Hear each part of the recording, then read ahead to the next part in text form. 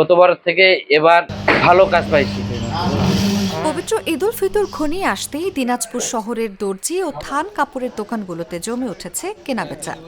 নতুন পোশাক তৈরির জন্য ক্রেতাদের ভিড়ে ব্যস্ত সময় পার করছেন দর্জিরা।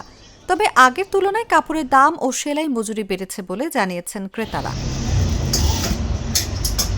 শহরের বাহাদুরপুর বাজার ও মালদহপট্টি এলাকার বিভিন্ন মার্কেট ও টেইলার্স ঘুরে দেখা যায় এমন চিত্র। এই দুটি এলাকাকে দিনাজপুরের কাপড় ও দর্জি ব্যবসার প্রধান কেন্দ্র হিসেবে ধরা হয়। ঈদ সামনে রেখে এখানে সকাল থেকে গভীর রাত পর্যন্ত চলছে পোশাক তৈরির কাজ।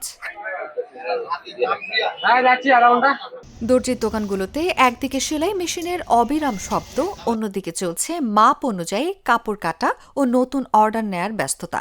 মালিকরা জানান শবে বরাতের পর থেকেই অর্ডারের চাপ বাড়তে থাকে।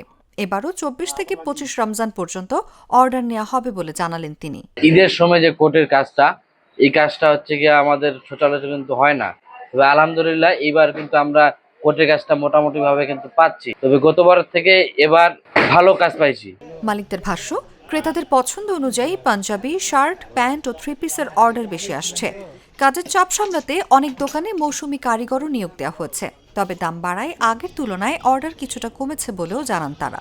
আগের মতো আর কি নাই, যদিও এখন অনেক বড় বড় এখানে গার্মেন্টস হয়েছে, সেলাইয়ের আর কি রেটও বেশি। সবচেয়ে বড় কথা হলো যে মানে কাজ কম আমাদের, বুঝছেন, যেটা কাজ দরকার সেই কাজটা আমরা পাই না। আমি এখানে আমার আব্বুকে সহযোগিতা করতে আসছি।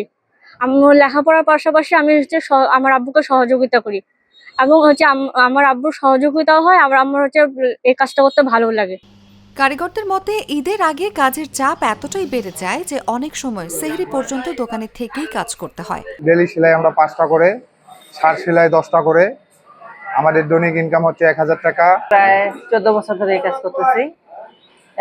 আগের তুলনায় এই কাজটা এবার আসছে মোটামুটি, কিন্তু গতবার একটু বেশি ছিল, আর আগের তুলনায় এবার একটু কমে আমার মনে হচ্ছে। ঈদের আনন্দ ছড়িয়ে দিতে তাই দিনাজপুরের দর্জিপাড়ায় এখন চলছে সময়ের সঙ্গে দৌড়। সেলাই মেশিনের শব্দে জেগে আছে পুরো এলাকা। নিউজ ডেস্ক, জাগো নিউজ।